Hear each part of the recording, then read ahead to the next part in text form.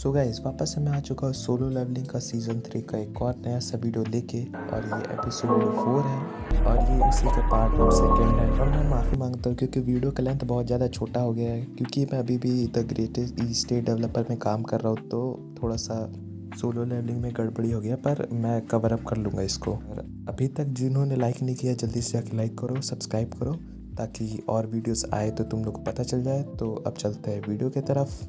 So guys, video start करने से पहले मैं एक छोटा सा रिकैप देना चाहूँगा। तो लास्ट एपिसोड में हम लोग ने देखे थे कि जो चेयरमैन गो होते हैं वो जिन्वू को बोल रहे थे कि जिन्वू कोरिया में रहे, दूसरा कोई कंट्री के साथ कॉन्ट्रैक्ट पे साइन कर ले। और वो बोलते हैं कि तुम चेयरमैन गो से फेवर मांग सकते हो, मतलब जिन्वू मांग सकता है। तो जिन्वू उनसे बोलता है कि उसे गेट, जो डंजन गेट्स होता है, वो अकेले क्लियर करने दे, कोई भी स्ट्राइक टीम के बिना।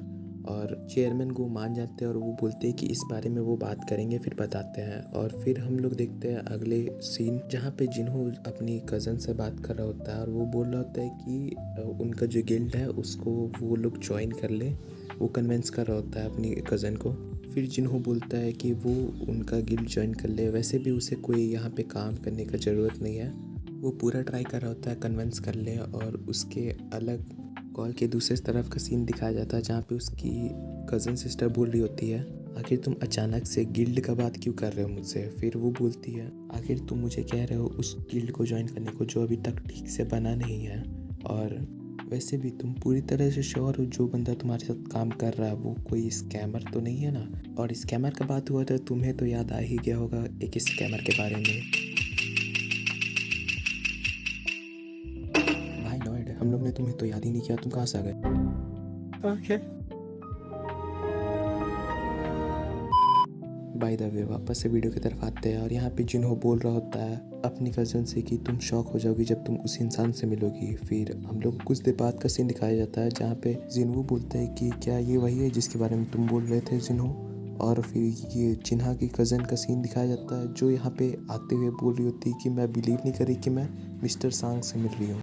फिर जिन्हों भी बोलता है, आखिर तुम क्या कह रही हो, तुम तो एक सेलिब्रिटी हो, फिर भी तुम ऐसा कह रही हो। और जिन्हों साइड में खड़ा होकर बस देख रहा होता है और कहता है कि क्या ये ए रैंक हंटर है। आखिर वहाँ पे ऑकवर्ड वाला सीन हो रखा होता है और जिन्हों भी मुंह बनाया होता है।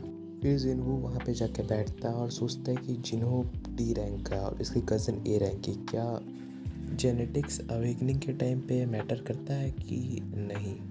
फिर यहाँ पे दिखाया जाता है जिन्हों पूछ रहा होता है कि आखिर जो भी सिचुएशन है जिन्होंने तुम्हें एक्सप्लेन कर ही दिया होगा। और फिर जिन्हों की कज़न होती है वो बोलती है कि हाँ, जिन्होंने बताया था कि तुम्हें फाउंडिंग मेंबर कुछ चाहिए होगा। फिर जिन्हों कहता है कि तुम अगर हमारा गिल्ड को ज्वाइन करती हो तो बहुत ज़्यादा हलचल हो सकता है, तो फिर क्या तुम तैयार हो। फिर जिन्हों की जो कज़न होती है वो बोलती है, वैसे भी यूजिन सॉन्ग से उलझने से तो बेहतर ही है ये चीज़।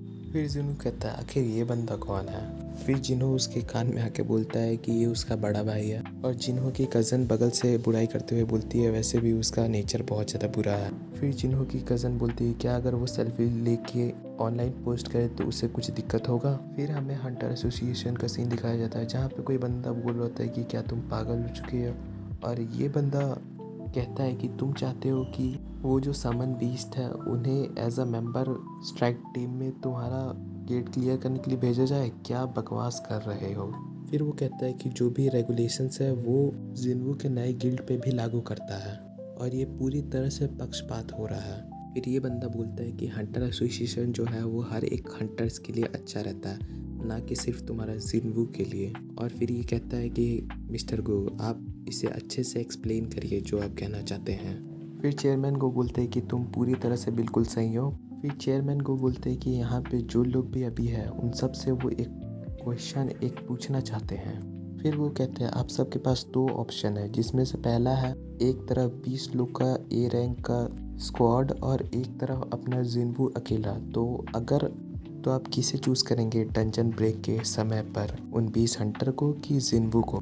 फिर चेयरमैन गो कहते हैं कि जून वोक, आप कुछ दिन पहले शिफ्ट हुए हैं एक नई अपार्टमेंट में जहाँ पे हंटर्स गिल्ड है, और वो जगह बहुत ज़्यादा महंगा भी है, वहाँ का घर भी बहुत महंगा है, वहाँ का ज़मीन भी महंगा है, तो आप क्या कहना चाहेंगे इस बारे में। और ये बंदा पूरी तरह से शॉक हो जाता है। और फिर चेयरमैन गो कहते हैं कि अगर हम लोग ने जिन्वू का जो भी डिमांड है उसको पूरा नहीं किया तो क्या वो कोरिया में रहेगा। वैसे भी उसे बहुत सारे गिल्ड्स ने कहा है कि उन्हें ज्वाइन कर ले, वो बहुत अलग अलग कंट्री से। और मैं आप लोग को बता दूँ कि आप लोग वापस उस गलती को दोहराएँगे नहीं जो आप लोग पिछली बार किए थे। जैसे उस टाइम पे जो वोंग डोंग सू था, उसे अमेरिका ने अपने अंडर कर लिया था, कोरिया से निकाल लिया था। और सोचिए अगर फिर से एक एस्ट्रेंग गेट खुल गया तो फिर वो क्या करेंगे। और इसके बाद हम लोग को दिखाया जाता है कि जो जिन्हो की कज़न होती है वो जिन्वू के साथ जो सेल्फी लिया होता है उसे पोस्ट कर दी होती है, और इस पोस्ट को किसी ने देख लिया होता है। और अब तुम लोग बताओ कि ये पर्सन है कौन। जल्दी से जाके कमेंट्स में बताओ हमको। और मैं एक और बार माफ़ी मांगना चाहूँगा क्योंकि वीडियो बहुत ज़्यादा शॉर्ट हो गया है, क्योंकि मैं अभी भी द ग्रेटेस्ट ईस्ट डेवलपर के वीडियो में काम कर रहा हूँ, तो इस वजह से सोलो लेवलिंग के वीडियो पे थोड़ा ध्यान कम जा रहा है। पर मैं सोलो लेवलिंग का सीरीज़ को कंटिन्यू करूँगा। तो मिलते हैं नेक्स्ट वीडियो में। इसी के साथ बाय बाय।